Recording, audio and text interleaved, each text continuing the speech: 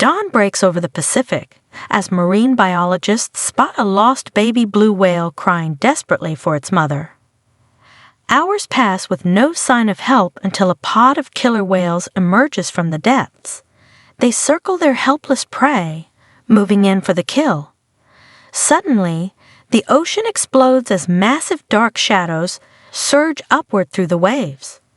What emerged from the depths that day changed everything we thought we knew about marine life. The Pacific Ocean holds countless mysteries beneath its surface, but on one seemingly ordinary morning, a team of marine biologists witnessed something that would challenge everything we thought we knew about the complex social behavior of marine mammals. The research vessel cut through calm waters as the first rays of sunlight painted the sky. The team was conducting their routine study of gray whale migration patterns when movement in the distance caught their attention. Through their binoculars, they spotted something unusual, a lone figure moving through the waves in an erratic pattern. As they carefully maneuvered closer, the sight took their breath away. There, lost in the vast expanse of the ocean, was a baby blue whale. The scientists immediately understood the gravity of the situation.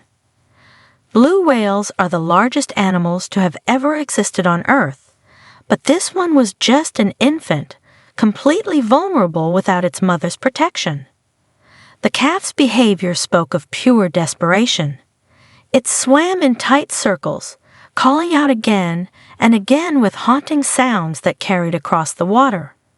These weren't the usual vocalizations scientists were familiar with. They were distress calls, the plaintive cries of a frightened baby searching for its mother. The lead researcher, Dr. Sarah Martinez, immediately called for emergency protocols. The team had dealt with distressed marine mammals before, but never a baby blue whale. They needed to act fast while avoiding any actions that might cause more harm than good. The first priority was to establish a safe perimeter around the calf, ensuring no boats would approach too closely and add to its stress. The team deployed their underwater hydrophone system, hoping to detect any answering calls from adult blue whales in the vicinity. The haunting sounds of the baby's cries through their speakers only emphasized its isolation. Hour after hour, they monitored the frequencies used by blue whales, but only silence answered the calf's desperate calls. Dr. Martinez contacted nearby research stations and marine control units, alerting them to the situation. If the mother was anywhere within a 100-mile radius, they needed to know about it. She also reached out to marine mammal rescue specialists, though everyone knew the options for helping a baby blue whale were extremely limited. The calf needed its mother's milk. Without it, its chances of survival diminished with each passing hour. The scientists debated attempting to guide the whale toward shallower waters, where it might be safer, but any intervention carried huge risks. Using their engines too close to the calf might disorient it further or damage its sensitive hearing. Playing recordings of adult whale calls might draw predators. Each potential solution seemed to carry dangerous consequences. One of the younger researchers suggested trying to feed the calf, but Dr. Martinez quickly dismissed the idea. No artificial formula could replace blue whale milk, and approaching close enough to attempt feeding would likely terrify the already stressed infant. The best they could do was maintain their distance and try to keep other vessels away while continuing to search for adult whales.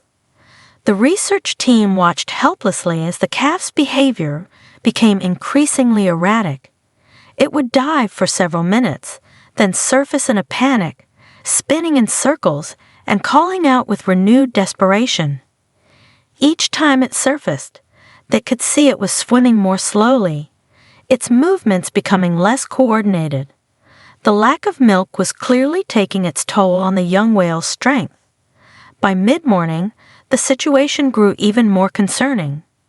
The calf had moved into deeper waters, following what it might have thought was its mother's song, but the scientists' instruments told them there were no other whales nearby. Dr. Martinez ordered the team to maintain a parallel course with the baby, but its confused wandering was taking them far from the normal migration routes where they might have found other blue whales. The sun climbed higher as the scientists continued their desperate search for solutions.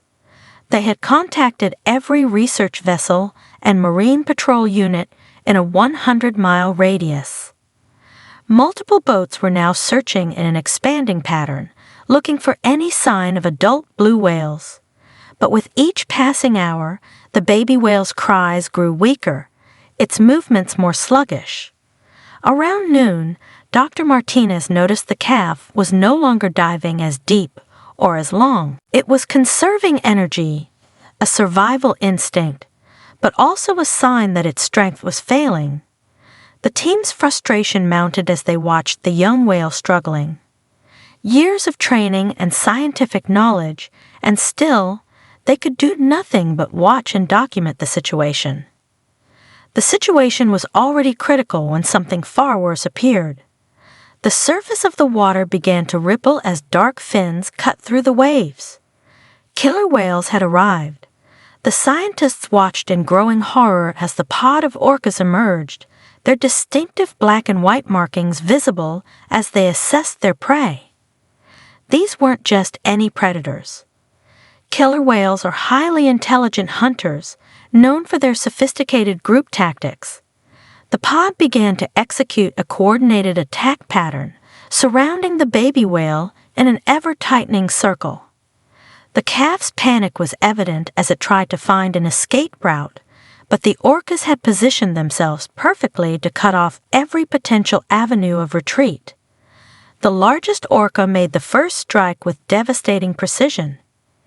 It charged at the baby whale's tail fluke. The impact was violent, meant to immobilize the prey. The calf thrashed desperately, trying to break free, but it was no match for these experienced hunters. More orcas moved in, their attacks becoming increasingly aggressive. From their vessel, the scientists could only document the brutal scene unfolding before them. The baby whale's chances of survival were diminishing with each passing second. The orcas had the advantage of numbers, strength, and hunting experience.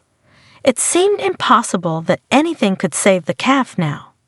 But then something extraordinary happened. The ocean itself seemed to heave upward. Massive dark shapes emerged from the depths with explosive force, sending water cascading through the air. The size of these new arrivals dwarfed even the killer whales. The research team stood frozen, struggling to comprehend what they were witnessing. Humpback whales, a group of them, had arrived to defend a baby whale that wasn't even their own species. These gentle giants, known primarily for their haunting songs and spectacular breaches, were deliberately placing themselves between the orcas and their prey.